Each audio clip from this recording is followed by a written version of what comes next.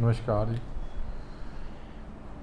ਅੱਜ ਅਸੀਂ ਗੱਲ ਕਰਾਂਗੇ ਜਿਹੜੀਆਂ चमड़ी ਦੀਆਂ बीमारियां ने जिनमें रूटीन में आम लोग बोलते हैं मेरी फंगल इन्फेक्शन होगी। मुझे मतलब उनको सबसे ज़्यादा फंगल का ही पता होता है, किसी चीज़ का पता नहीं होता। ये हमारे डॉक्टर साहब हैं, डॉक्टर आशीष, डर्माटोलॉजिस्ट, चमड़ी के स्पेशलिस्ट।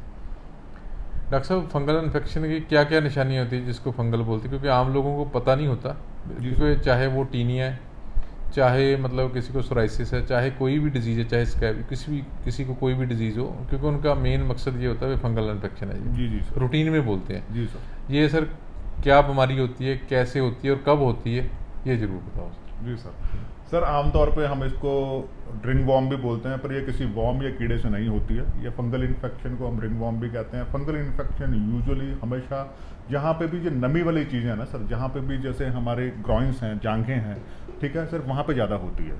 ठीक है सर। और ये जब ह्यूमिड मौसम आता है, जब बारिशों का मौसम आता है, जब ह्यूमिडिटी लेवल बहुत ज़्यादा होता है, नमी ज़्यादा होती है, आपको पसीना बहुत आता है, तो फंगल इन्फेक्शन के चांसेस तब बहुत ज़्यादा होते हैं। दूसरी चीज़ आपने सोरियासिस के बारे में सर बताया। सोरियासिस जो है यूजुअली विंटर्स में अपना सर्दियों में ज़्यादा होता है। और सोरियासिस बालों में, जो भी अपने कोहनी पे, यहाँ पे गोडों पे, यहाँ पे ज़्यादा होता है। और सोरियासिस में अधिकतर खारिश, इचिंग नहीं होती है। फंगल इन्फेक्शन में खारिश बहुत ज़्यादा होती है। दोनों एक से ही दिखते हैं, लेकिन जब भी फंगल इन्फेक्शन है, अगर आप उसका सही टाइम पे ट्रीटमेंट नहीं करेंगे सर, तो जो उसकी गोलाई है, जो गोले हैं, वो बढ़ते जाते हैं सर। और ये एक जांघ पे होगा, दूसरे को होगा। घर में अगर आप सेम टॉवल यूज़ कर रहे हैं, सेम साबुन यूज़ कर रहे हैं, तो ये बाकी परिवार में भी सबको होने की संभावना रहती है सर। ठीक है सर। इसमें फिर क्या ट्रीटमेंट करना चाहिए जिसमें ये ठीक हो जाए? बेसिकली क्या आम लोगों को नहीं पता है। जैसे आप तो पहले भी एक बार बताया था भी धूप में टॉवल सूखना चाहिए या अलग टॉवल रखना चाहिए। किन चीज़ों में क्या क्या ध्यान रखना चाहिए सर इसका? जी सर। एक तो सर हमारी आजकल की सबसे बड़ी प्रॉब्लम ये है कि कोई भी आप किसी भी केमिस्ट शॉप पे जाते हैं, तो ये इसकी एक दवाई जो ऑन द काउंटर अवेलेबल है, वो एंटी फंगल, एंटी बैक्टीरियल और स्टेरॉइड का कॉम्बिनेशन है सर। आप जितनी बार भी उसको लगाएंगे, वो स्टेरॉइड की वजह से फंगल इन्फेक्शन जो है थोड़े टाइम के लिए दब जाएगी, लेकिन आप जैसे ही वो स्टेरॉइड छोड़ेंगे, वो वापस फंगल इन्फेक्शन उसी स्पीड से वापस आएगी सर। तो सबसे पहली बात यह है कि अगर आप फंगल इन्फेक्शन यानी कुछ लेना भी चाहते हैं, तो अपने लिए एक सेट्रेजिन की गोली ले सकते हैं, जो खुजली के काम आती है। आप एक डर्मेटोलॉजिस्ट, क्वालिफाइड डर्मेटोलॉजिस्ट को दिखाएं। पहले ये पता करें कि वो फंगल इन्फेक्शन है, सोरियासिस है, एक्जिमा है या क्या है। फंगल इन्फेक्शन में यूजुअली हम लगाने की दवाई देते हैं, जो कि जब तक वो ठीक ना हो जाए, और ठीक होने के बाद भी सर लगाना उसको ज़रूरी होता है। खाने के लिए हम उसके गोलियां भी देते हैं, लेकिन वो कितने टाइम तक देनी है वो डिपेंड करता है कि आपका फंगल इन्फेक्शन सर कितना बड़ा।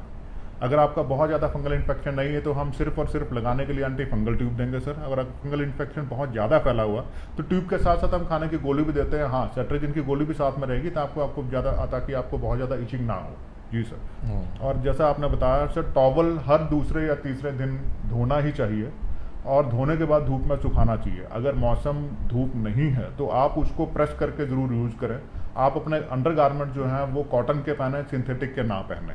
इवन अपनी जुराबें हैं वो भी आप सिंथेटिक का ना पहने, कॉटन के पहने। ये फंगल इन्फेक्शन सर पैरों पे भी होता है, जिसको हम टीनिया पीडीज के नाम से जानते हैं। तो अगर आप नंगे पैर चलेंगे और उसी फ्लोर पे कोई और आपका फैमिली मेम्बर चलेगा, तो उसको भी ये फंगल इन्फेक्शन होने के चांसेस सर पूरे होते हैं सर। खुले लूज कपड़े पहनिए, ताकि हवा लगती रहे, तो फंगल इन्फेक्शन के चांसेस कम हो जाते हैं सर। क्योंकि जैसे डॉक्टर साहब ने बताया, मेरी ये सबको हाथ जोड़ के बेनती है, बार बार बेनती है, क्योंकि जो लोग रूटीन में, मैं तो कहता हूँ 80% लोग जो हैं वो ऐसे ही ट्यूबें लगाते हैं, स्टीरॉयड लगवाते हैं, जिससे उनकी स्किन का कलर भी चेंज होता है ना सर? जी सर। जी सर। हाँ, कलर मतलब जो उनका नेचुरल स्किन का कलर है वो धीरे धीरे ब्लैक होना शुरू हो जाएगा, और वो सारी ज़िंदगी फिर ठीक भी नहीं होता है ना सर? नहीं सर। इनमें मेरे ख्याल से सर स्टीरॉयड की ज़रूरत नहीं होती। जी नहीं, स्टेरॉइड की बिल्कुल ज़रूरत नहीं है सर। और जैसे अगर आप लंबे टाइम तक अगर स्टेरॉइड लगाएंगे, तो प्रेगनेंसी में जैसे स्ट्रेस मार्क्स पड़ते हैं, हाँ सर, ये वैसे मार्क्स पड़ जाएंगे और ज़िंदगी भर ठीक नहीं हो पाएंगे। नहीं होंगे। जी सर। डॉक्टर को मिल के उसको प्रॉपर तरीके से लें, अदरवाइज़ आपका सारी ज़िंदगी का रोग तैयार कर लेते हैं हम लोग, बाद में हम पछताते हैं, फिर होता कुछ नहीं है। ठीक है ना? क्योंकि हम स्टीरॉयड दवाई खानी शुरू कर देते हैं, है ना सर? जी सर। जी वो फिर वो इतनी लग जाती हैं, आपके बस में नहीं रहता। डॉक्टर, जब आप डॉक्टर के पास, क्वालिफाइड के पास जाएंगे भी, फिर भी नहीं वो छूटेंगी गोलियाँ, क्योंकि वो डिपेंडेंसी बढ़ जाएगी, है ना सर? जी जी बिल्कुल सर। जब डिपेंडेंसी बढ़ जाती है, हमारे पास वो पेशेंट आते हैं, वो बेचारे फिर उनके धीरे धीरे कैल्शियम कम हो जाता है, बॉडी कमज़ोर हो जाती है, मुंह के मुंह सूज जाता है सूज सर, जाता है, swelling बाल आने शुरू हो जाते हैं ना सर। बिल्कुल सर, बिल्कुल। हाँ, और फिर हड्डियाँ कमज़ोर हो जाती हैं, धीरे धीरे वो इकट्ठा होना शुरू हो जाता है, फिर वो कुछ कोई हल नहीं होता 95%। हाँ, आपकी फाइनेंशियली कोई इशू है, मैं तो कहता हूँ सरकारी में जाके किसी डर्माटोलॉजिस्ट को दिखा लो, चमड़ी वाले को, वो ज़रूर आपको अच्छी सलाह देगा। लेकिन आपको रिक्वेस्ट है वे आप अनएथिकल या अननेसेसरली कोई ऐसी चीज़ें ना खाएं या ऐसी मेडिसिन ना खाएं जिससे आपका कोई नुकसान हो। फंगल इन्फेक्शन को बड़ी बीमारी नहीं है, लेकिन जब आप उसको ध्यान नहीं करोगे तो प्रॉब्लम आएगी। जैसे डॉक्टर ने बताया कि भाई धूप में टावल को सूखना ज़रूर डालो, क्योंकि ये बहुत ज़रूरी है। धूप के अंदर बहुत चीज़ें ख़त्म होती हैं, उसको टावल को ऐसे नहीं बाथरूम में पड़ा है, उसको बाथरूम में पड़ा रहना है ना सर। जी सर, जी सर। हम दूसरे दिन फिर वहीं से उठा के हम यूज़ कर लेते हैं, बिल्कुल नहीं ऐसे करना।